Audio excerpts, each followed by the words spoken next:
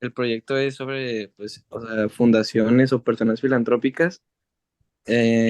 Y si, no sé, si por ejemplo tú tienes una fundación o trabajas en una fundación donde sean personas filantrópicas que ayuden a animales, personas que vivan en la calle o Diferentes causas. ujú, Mm. y que no busquen ningún bien, ni dinero ni fama. Y pues como nosotros fuimos una vez contigo a ayudar a estos animalitos, a los perros y a los gatos que tienen ahí. Este, el proyecto era básicamente entrevistar a una persona que tuviera ciertos conocidos o que ella tuviera una fundación o trabajara en una fundación donde fueran personas filantrópicas. Ok, Y son 10 preguntitas, no más de 5 minutos. ok. La primera pregunta es, ¿cuáles son las cosas que más te apasionan y por qué?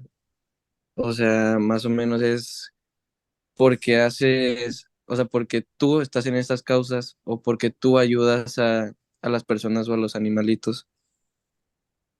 Mucha gente me pregunta mucho, por ejemplo, y mi causa es bienestar animal, ¿no? Es ayudar a los animales. Los más básicos para ayudar para nosotros son los perros y gatos porque son los que tenemos más contacto. Si pudiéramos, por ejemplo, ahorita estamos tratando de hacer un granito de arena y luchar por lo que está pasando con los animales en la pastora. Dentro del conjunto de asociaciones que formamos un equipo, estamos cuestionando a dónde están llevando los animales de la pastora. Obviamente no vamos a tener los recursos para decir voy a recibir a todos los animales de la pastora, pero sí cuestionar a las autoridades para que cumplan con las leyes y protejan lo que se supone que deben de proteger. Pero de mi lado, lo que puedo hacer y que pudiera estar en mis manos es el ayudar a los perros y gatos.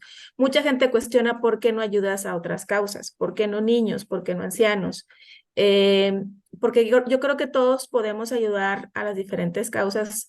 Nadie sabe que, por ejemplo, a mí me encanta comprar boletos de la siembra cultural porque es mi alma mater, porque soy egresada de la universidad y porque me encanta que esos fines vayan a becas de estudiantes de la Universidad Autónoma, por ejemplo, o en su momento cuando había Cáritas, o si llega a haber alguna rifa o algo para Alianza Anticáncer, etcétera.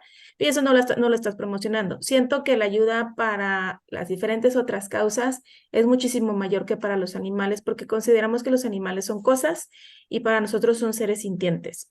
Entonces, lo que me gusta al momento de poder ayudarlos es cambiar miradas, cambiar una mirada de un perro que está abandonado, que está triste, a un perro que está ahora en una nueva casa, para mí es la mayor satisfacción que puedo tener.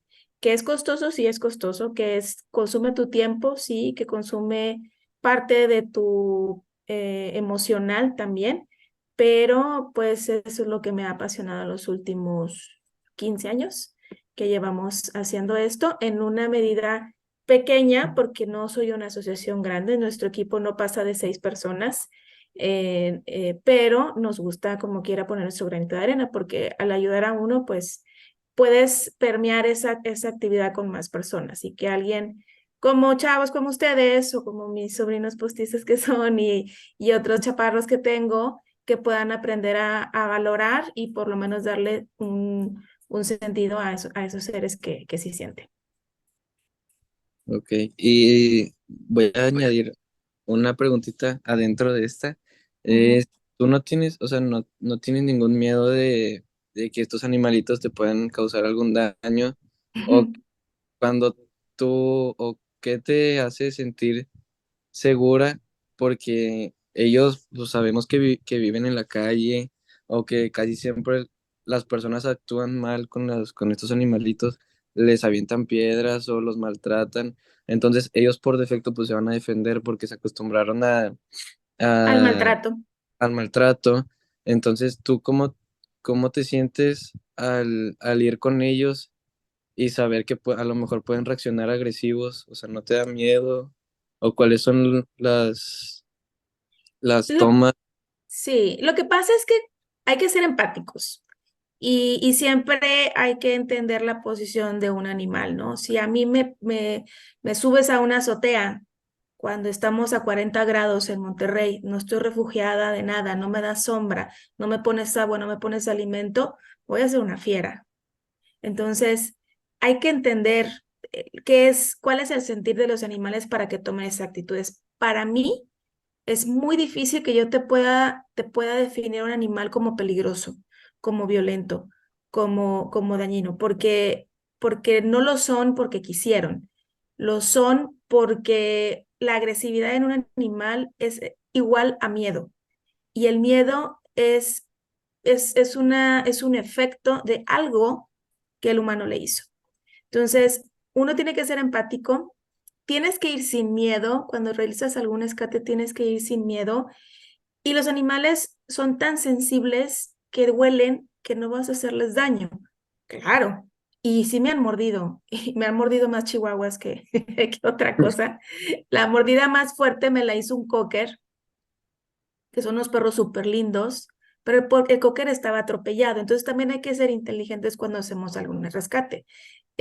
Cuando tú quieres levantar a un animal que ha sido golpeado, que ha sido atropellado, no sabes dónde fue herido. Entonces, si tú llegas y quieres como que cargarlo, pues a lo mejor lo estás dañando y tiene una costilla quebrada o tiene X cosa mal, ¿no?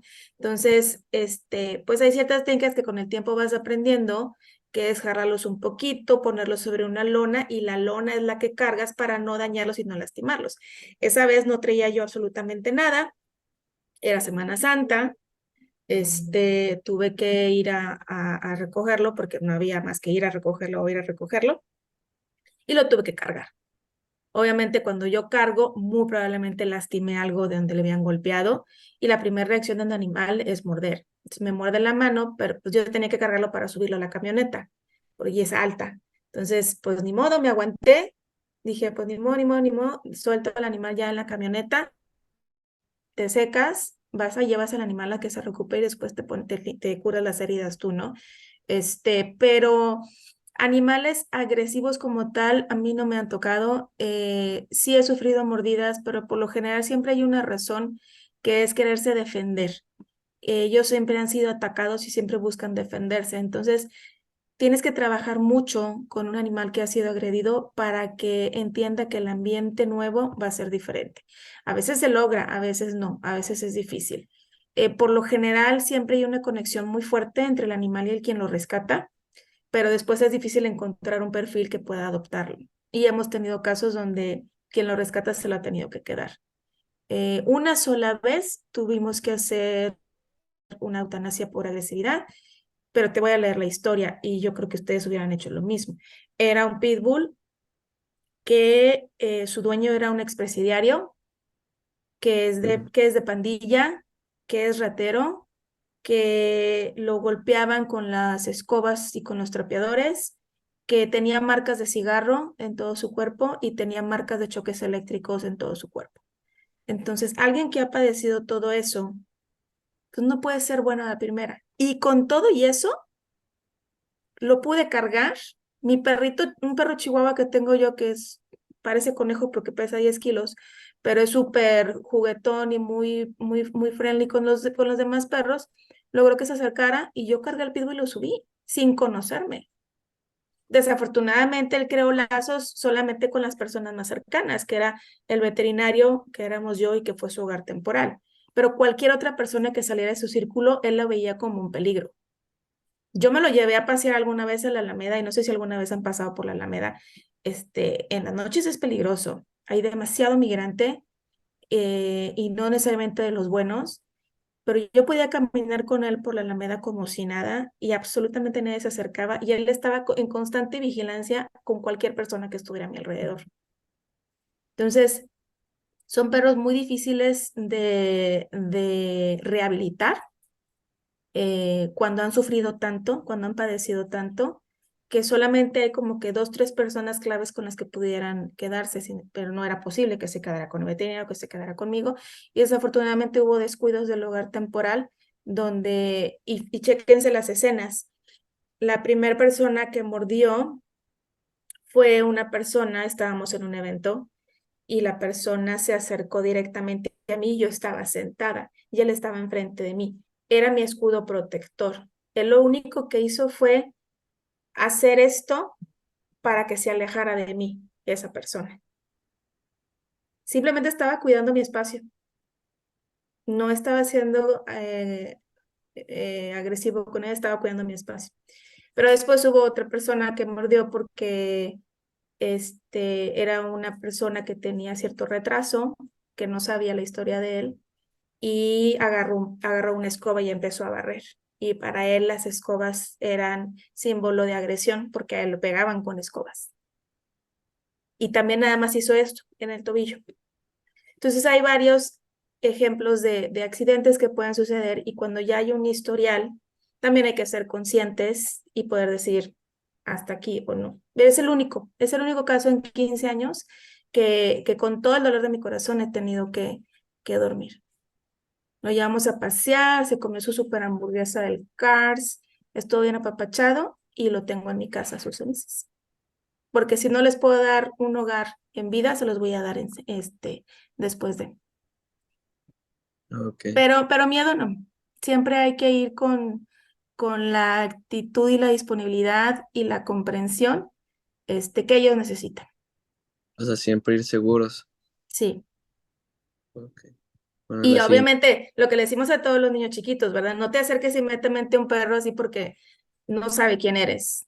Lo más sencillo siempre es traer siempre correas y de esas, no sé si han visto de esas correas que son como que le llaman de castigo, pero no son de castigo. De hecho, ahora se usan unas muchísimo mejores que son de nylon y que cuando el animal se jala, se ajusta el cuello. Entonces no hay manera en que se escapen.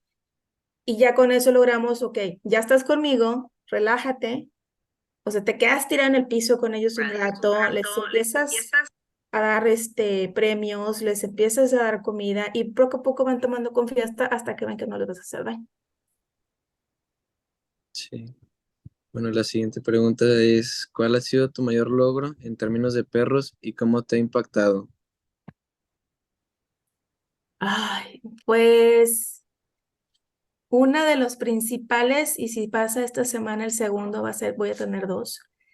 El que hay uno desde el lado humano y otro desde el lado perruno. Desde el lado humano, siento que los niños y los chavos son en los que podemos sembrar esa semillita del cuidado y de la educación hacia los animales. Hay una perrita que ahorita ya se me olvidó su nombre, es que llevo muchos, gracias a Dios, adoptados. Bueno, era una cosita que parecía un tlacuache, literal, cuando se rescató. La cuidó una vecina de mi mamá, y mi mamá le da sus bañitos y todo, y se puso súper bonita como cualquier perrita peludita, salud, cualquier perrita peludita blanca con negro muy preciosa. Me la adopta una niña, unos 7 años, yo creo, 8 años, y yo creo que al año me manda un video a su mamá, porque después se la cuidé unas 2 veces, porque se ponía muy mal cuando la mandaban a un hotel de perros. Y me manda un video de una clase que tenía ya en la escuela y decidió hacer un video de por qué adoptar animalitos y platicaba la historia de la perrita. Entonces, que una niña de 7 años le dé importancia al proceso de adopción y que ponga como ejemplo de cómo fue cambiando un animalito cuando tú lo tratas con cariño, cuando lo cuidas, cuando lo llevas al veterinario y le das los cuidados necesarios, a mí eso me llenó y dije, bueno, pues ya, mi trabajo está hecho, ¿no? Más allá de que me hayan adoptado, creé conciencia en una personita de 7 años que va a pasar esa información con más personas y eso me da mucha satisfacción. Esa es una. Y del lado perruno, hubo un caso que tomamos hace 2020, literal 2 meses antes de que empezara lo de la pandemia. Nos mandan un inbox que mucha gente nos escribe para decirnos ya no quiero mi animal, cómo se los llevo. Pero aquí era una abogada que nos decía que había un caso especial de violencia familiar, que iban a llevar a la madre y a las hijas a estas casas de seguridad y que estaban preocupadas por sus animales, y que sí podíamos darles hogar temporal a sus perros. Pues obviamente así no trabajamos, o sea, no es que seamos un hotel para los perros, pero me llamó la atención la parte de violencia familiar y que pues estaban preocupadas y que pues es lógico que en las casas de seguridad como que no están muy adaptadas para tener animales. Total que se suponía que iban a ser de 2 a 3 semanas. Nos ponemos de acuerdo para ir por los perros. Esa vez no supo nada tu tío Fer. Fui con mi mamá. Nunca me levanto tan temprano y a las 7 de la mañana yo ya estaba camino a Juárez, porque era en Juárez, ya se imaginarán. Y llegamos como en una escena de película, quedamos a las 7:30, a las 7:29 ya estaban llegando 4 granaderas y una patrulla que traían a la señora y a las hijas mayores para que nos abrieran la casa para que nos pudieran dar a los animales, porque pues estaban protegidas, ¿no? Porque pues había amenaza de que el maltratador pudiera verlas, no sé. Pero la escena estuvo muy fea porque los perros estaban encadenados. Eso es algo que no me gustó. Pedí cartillas, no tenían, no estaban esterilizados, estaba un poco flaco ambos. Una era Pitbull y el otro era un Cruzita, que creo que era su hijo. Era una hembra y un macho, ¿no? Y no preguntamos, mi mamá sí le dio un poco de miedo a la Pitbull porque estaba la y ladre, pero pues estaba encadenada.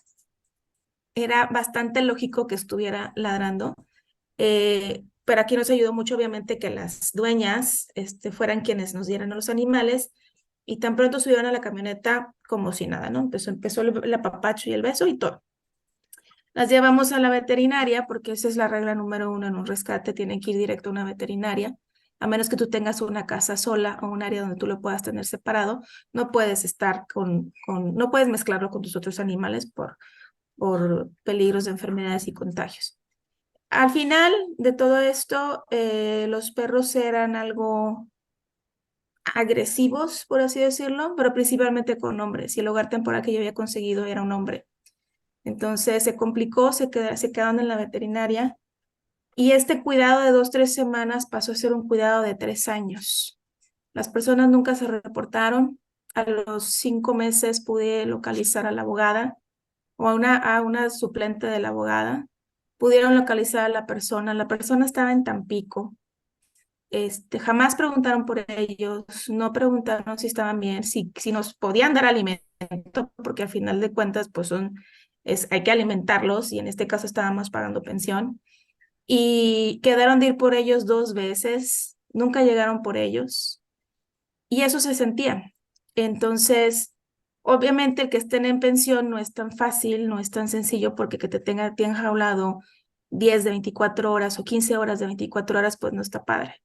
No, obviamente no conseguíamos hogares temporales, etcétera. Al final, el macho de estos perritos fue el más crítico porque él estaba tan desesperado en las jaulas que se hacía muchas heridas y llegó a desarrollar un tipo de alergia en piel por la ansiedad de estar encerrado.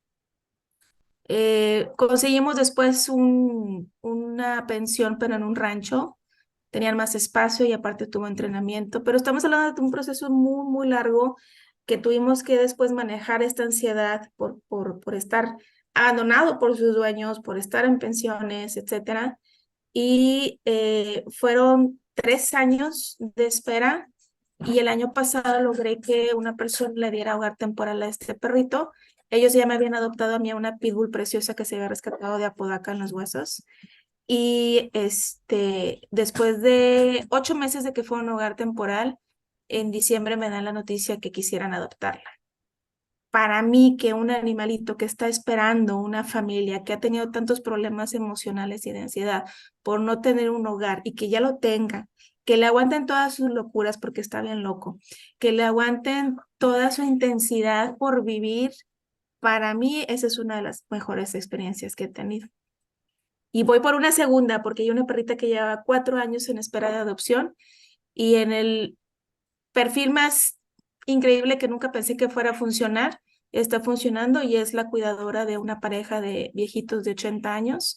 Y los está cuidando, es su guardia de seguridad, pero aparte es su acompañante de caminatas. Y es una perrita que nació en el antirrábico, que nos la dieron de 3 semanas, que desde esas 3 semanas ha padecido una ansiedad y un temor por no sé qué. Ahí pensamos que desde la mami pueden tener también esas sensaciones de miedo y que después de casi 4 años va a tener un hogar. Entonces, son esas poquitas, pero grandes satisfacciones que nos dan. Son los casos más complicados. Sí, hay unos más fáciles que es el típico perro peludito, que con raparlo y que le salga bien su pelito, se ven preciosos y se adoptan súper rápido. sí, entre más rápido, pues Es mejor. mejor. Ujú. La otra pregunta sería, ¿qué te inspiró a Perdón, cuidar perros? perdón que los interrumpa, es que aquí me aparece una notificación que en 5 minutos se va a cerrar porque no tenemos la versión esa del premio. Ok, te lo hago más Ok, rápido. Por si se cierra de la nada, pues para que Hay que abrir otro. Ujú. la tercera pregunta sería, ¿qué te inspiró a cuidar los perros abandonados o a rescatarlos y conseguirles un hogar temporal? Eh, Comencé con aprendí a tener perros a los 32 años, grande, nunca me dejaron tener perros en la casa. Eh, Era el perro, un boxer de mi tía, que también fue adoptado. Era un perro de raza, pero los dueños de Santiago, era un rancho enorme de Santiago, no lo quisieron porque era el más pequeño y era el que traía ciertos problemas, ¿no? Traía hipotiroidismo y una patita un poco chueca. A partir de ahí empecé a quererlos y el primer perrito que rescaté fue mi perrita, Moni, afuera de mi trabajo. eh, Murió el año pasado de 15 años, la rescaté cuando tenía 3 aproximadamente. Y pues yo creo que todo se conjuga para que las cosas se den, porque en estas semanas empezaban a llegar invitaciones de páginas de asociaciones, de fundaciones, historias, etcétera, que te llamaban la atención. Y ese día decidí, según yo, rescatarla y le iba a llevar a una fundación que existía en ese entonces que se llamaba Fundación Luca, pero yo sabía que el horario era hasta las 7 de la noche. Entonces yo me quedé en el estacionamiento del trabajo hasta las 7 de la noche para decirle a mi mamá, no hay forma de que la lleve a la fundación ahorita porque está cerrada, entonces la perrita tiene que dormir en la casa. Y se la llevé a mi mamá, y de pasar a dormir en un periódico, fue la reina de mi mamá a dormir en la cama con ella, con su propia camita, moñitos impermeables, sacarla a caminar, etcétera.